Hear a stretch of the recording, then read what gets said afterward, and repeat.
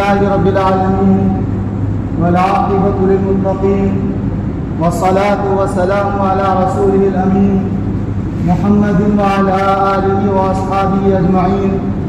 أما بعد فقد قال الله تبارك وتعالى: فأعوذ بالله من الشيطان الرجيم بسم الله الرحمن الرحيم.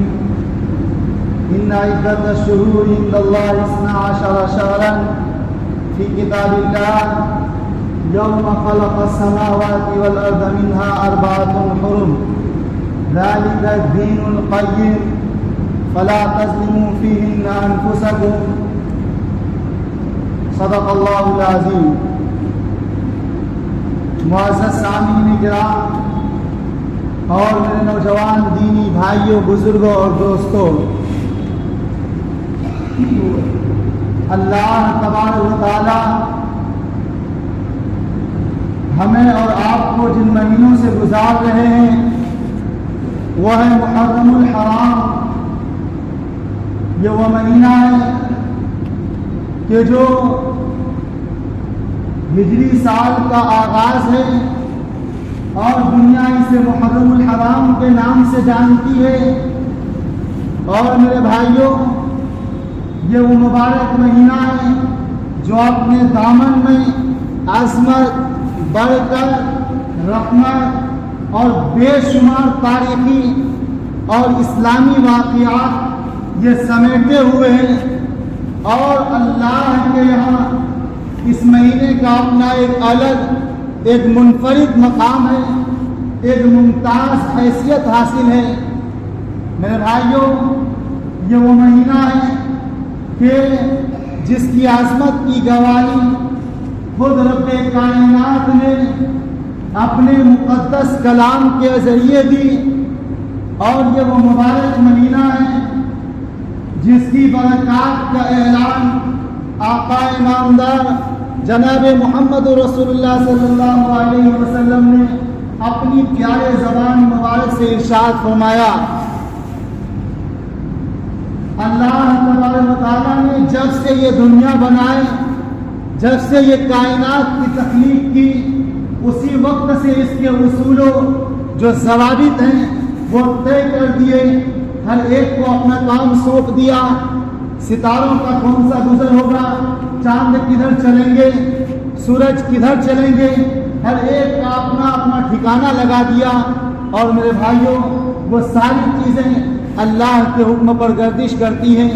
اپنے جو فرمودات، جن احکامات کی روشنی میں انہیں حکم دیا گیا وہ ان پر چلتے ہیں.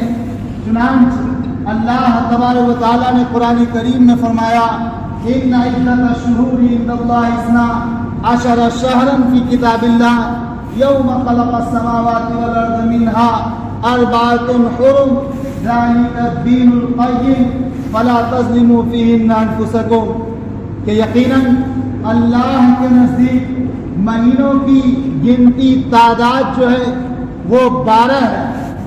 اور یہ کب سے ہے؟ اسی دن سے ہے جب سے آسمان و زمین کو بنایا گیا. اور پھر اللہ آگے فرماتے ہیں اور ان 12 مہینوں میں سے 4 ایسے مہینے ہیں جو حرمت والے ہیں. ذالک الدین القیم، یہی سیدھا دین ہے. فلا تظلموا فیہن انفسکم، لہذا تم ان حرمت والے مہینوں میں اپنی جانوں پر ظلم نہ کرنا. میرے بھائیوں، حرمت کے کیا معنی ہیں؟ مفسرین کرام نے اس کے 2 معنی بتائے ہیں.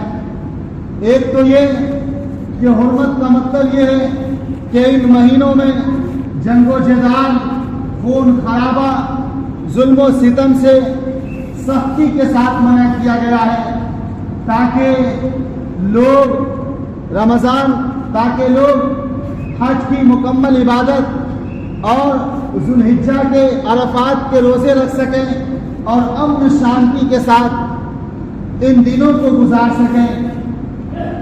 میرے بھائیوں، اور دوسرا حرمت کا مطلب یہ ہے کہ ان مہینوں میں نیکیوں کا ثواب اور گناہوں کا وبال دیگر مہینوں کے مقابلے میں بہت زیادہ بڑھ جاتا ہے.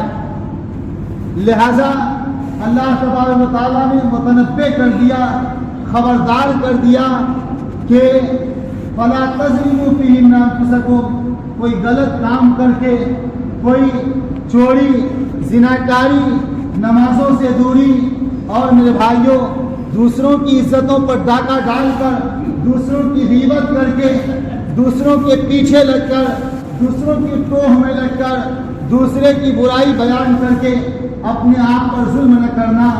اس لیے کہ اگر عام دنوں میں 10 گناہ تم پر لکھا جاتا تو ان دنوں میں ممکن ہے کہ ہزاروں گناہ صرف ان اعمال کے کرنے کی وجہ سے لکھا جائے گا۔ بلکہ جو ثواب کے کام ہے، نماز کو لازمی پکڑیے، مسجدوں کو اس سے اپنے آپ کو جوڑے رکھیے، جہاں تک ہو سکے حرمت والے مہینوں میں اپنا تعلق جو ہے وہ اللہ کے ساتھ اور مضبوط کریے، تاکہ نیکیوں میں ہمارے لیے زیادہ سے زیادہ اضافہ ہو سکے، ثواب ہو سکے۔ میرے بھائیوں، حضرت ابو قتادہ رضی اللہ تعالیٰ عنہ فرماتے ہیں کہ حضرت محمد رسول اللہ صلی اللہ علیہ وسلم حجۃ الوداع کے موقع پر، جو کہ آپ کا سب سے آخری حج تھا، جس میں تقریباً 1,24,000 صحابہ کرام کی وہ جماعت تھی جن کو آپ نے اپنے خون پسینے سے 23 سال کی مدت میں آپ نے سینچا تھا، جو اسلام کے لیے قیامت تک کے لیے پوری دنیا میں امن و شانتی کے لیے کھڑا کیا تھا، وہ سارے لوگ اس وقت تھے۔ چنانچہ وہ فرماتے ہیں کہ اللہ کے رسول صلی اللہ علیہ وسلم نے اپنے اس خطبے میں میرے بھائیوں ان 4 حرمت والے مہینوں کی بڑی واضح نشانی اور وضاحت کے ساتھ بتا دیا، چونکہ قرآن مجمل